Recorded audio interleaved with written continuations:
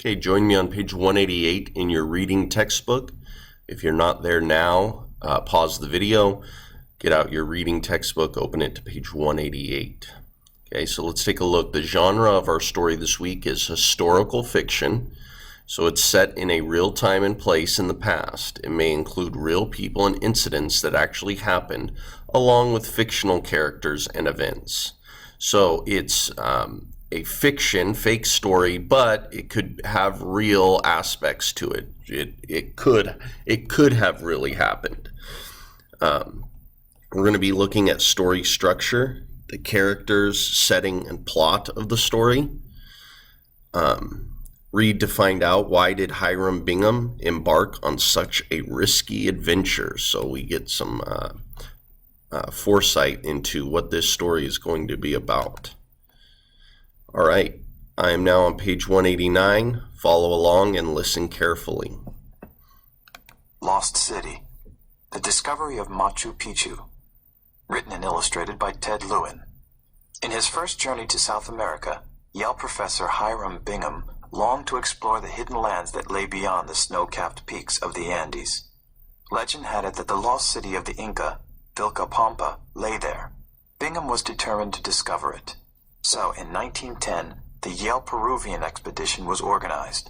Finally, in July 1911, Bingham and his fellow adventurers arrived in Cusco, the first capital city of the Inca. What lay ahead for them was far from what they had expected, and more amazing. Our story begins high in the mountains of Peru. Continuing on to page 90. The boy looked out at the cloud-covered peaks all around him. Already his papa was working in the terraced fields. But last night he had dreamed of a tall stranger carrying a small black box. He could not get the dream out of his mind. Suddenly the clouds burned off and the mountains were bathed in glorious light. The dream foretold of something wonderful, he was sure. 60 miles south, in Cusco, Hiram Bingham gazed thoughtfully at the old Incan stone wall. He had come to Peru in search of Vilcapampa, the lost city of the Inca. But right here was the most beautiful stonework he had ever seen. Huge stones cut so perfectly that not even a razor blade could be slipped between them.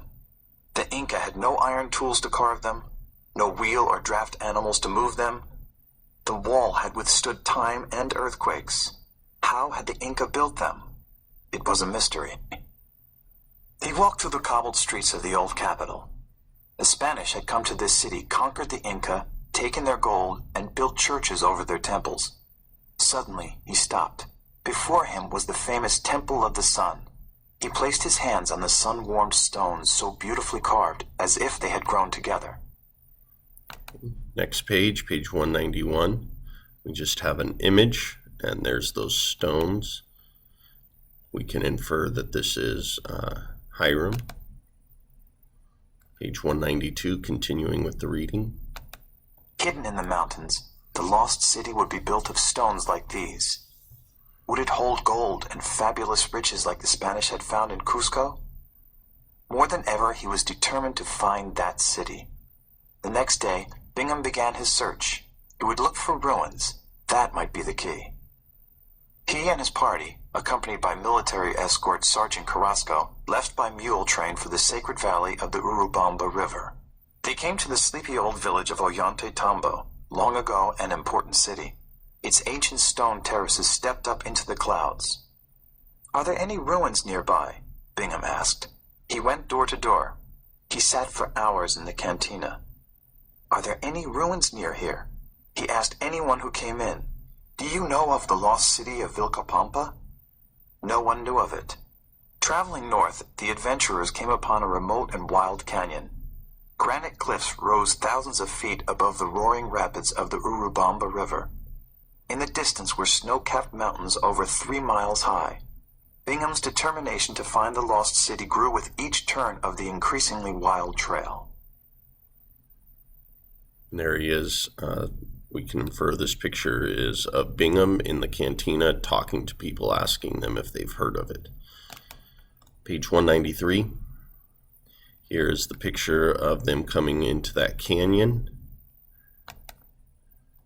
Page 194, continuing with the reading. Meanwhile, high on one of these granite ridges, the boy tried to help his papa on the terraces. But he couldn't shake the dream from his mind. Who was the stranger with the black box? When would he come? What was in the black box? Anxiously, he searched the mountains for a sign.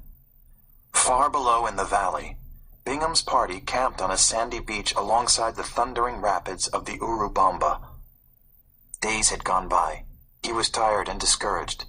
No one knew of any ruins. But now the travelers aroused the curiosity of a local farmer named Arteaga. "Are there ruins nearby?" Bingham asked when Arteaga ventured into camp. This time, through the interpreter, the farmer said, "Yes, there are very good ruins on top of the mountain called Machu Picchu." The farmer pointed straight up. "Can you take us there?" Bingham asked. "No," said Arteaga. "It is a very hard climb and there are many snakes." Bingham offered him coins. Arteaga nodded. He would show them the way. Arteaga led them down the river trail. Suddenly, he plunged into the jungle. Bingham and the sergeant followed Arteaga through dense undergrowth down to the very edge of the river to a flimsy bridge made of slim logs. What was he getting himself into? Sergeant Carrasco and Arteaga took off their shoes and crossed easily, gripping with their bare feet.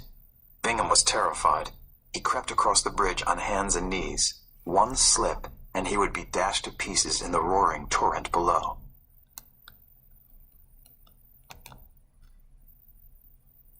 Okay, there, page 195 shows the picture of them crossing that extremely precarious bridge, flimsy bridge that they could potentially fall into the rapids below.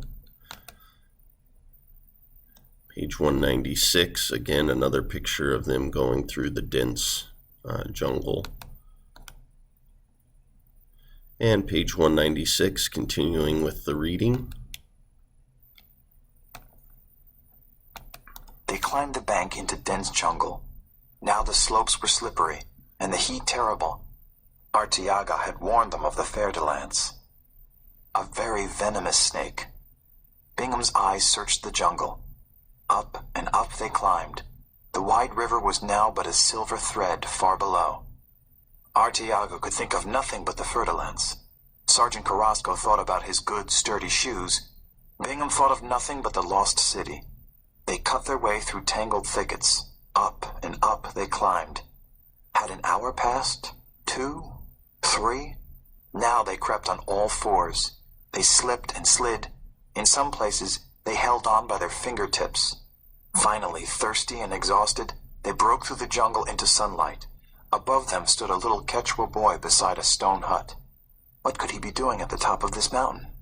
Amolulea, Amaqueya, Amasua. Don't lie. Don't be lazy. Don't steal, the boy called out in the traditional Quechua greeting. It was the tall stranger from his dream, carrying the black box. The boy's whole family crowded around to greet the exhausted travelers, then brought gourds of cool water and boiled sweet potatoes. Bingham, still gasping for breath, asked, "Where are the ruins?" The boy said, "Amui, Amui, come, come." Bingham and the sergeant left Arteaga behind and followed at the boy's urging. "Amui, Amui," he kept saying. At first they saw only stone terraces like the ones they had seen at Ollantaytambo. They looked as if they had been recently cleared of jungle and the vegetation burned off in order to plant crops. But there were no ruins, just more jungle beyond. Bingham had climbed this mountain and found no lost city.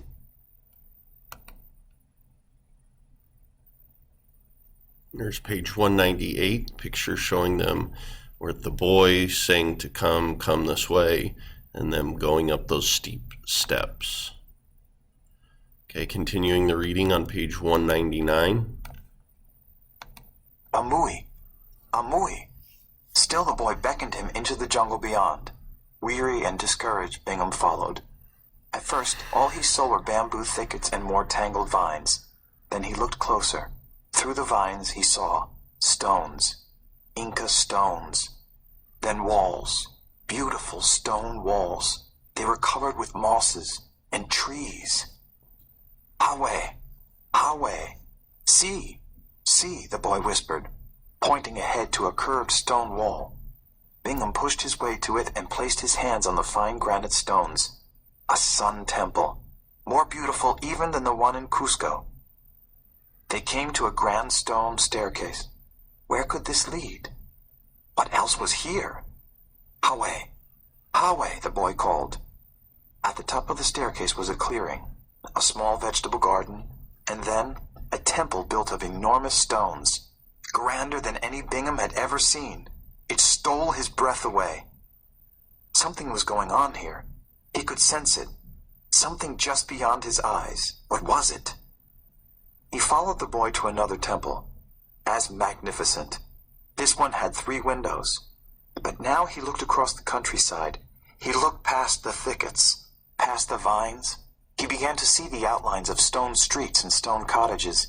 He began to see the outlines of a city. "Here, boy," he said as he opened the black box that he had been carrying, extended the bellows, and focused his camera. So you can see him getting ready to take a picture.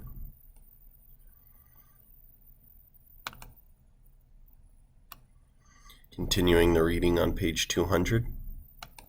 The first picture would be of the boy who had led him to Vilcapampa, lost city of the Incas. But about this Bingham was wrong. When the vines were removed and the tales told, he had discovered not Vilcapampa, but a place even more amazing. He had stumbled on Machu Picchu, a city lost in time, a city lost in the clouds.